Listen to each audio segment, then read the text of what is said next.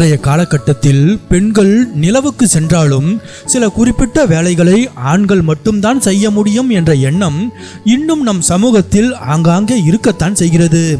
ஆனால் எங்களால் முடியாதது எதுவுமே இல்லை என்று சவாலான துறைகளிலும் கால் பதித்து தங்களின் தைரியத்தால் சாதித்து காட்டி வருகிறார்கள் இன்றைய நவீன கால பெண்கள்.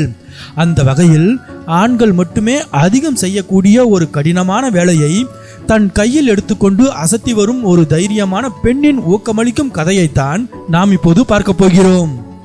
மகாராஷ்டிரா மாநிலம் புல்தானாவை சேர்ந்தவர் ஜோதி. இவர் அங்குள்ள மின்சார வாரியத்தில் ஊழியராக பணியாற்றி வருகிறார். சில குறிப்பிட்ட வேலைகளை ஆண்கள் மட்டும்தான் செய்ய முடியும் என்ற சமூகத்தின் பொதுவான எண்ணத்தை உடைத்து சவாலான ஒரு பணியை செய்து வருகிறார் ஜோதி. பெண்கள் வீட்டிற்குள் மட்டும்தான் இருக்க வேண்டும் என்று இன்றும் பலர் கூறி வரும் நிலையில் ஜோதி தினமும் உயரமான மின்சார கம்பங்களில் மளமளவென ஏறி வீடுகளுக்கு மின்சாரம் தடையின்றி கிடைக்க செய்கிறார். ஆபத்தான அதிவேக மின்சாரம் பாயும் கம்பிகளுக்கு நடுவே நின்று வேலை செய்யும் இந்த பெண் வீடுகளுக்கு வெளிச்சம் தருவதோடு மட்டுமல்லாமல் ஆயிரக்கணக்கான பெண்களின் கனவுகளுக்கும் ஒளியூட்டி வருகிறார்.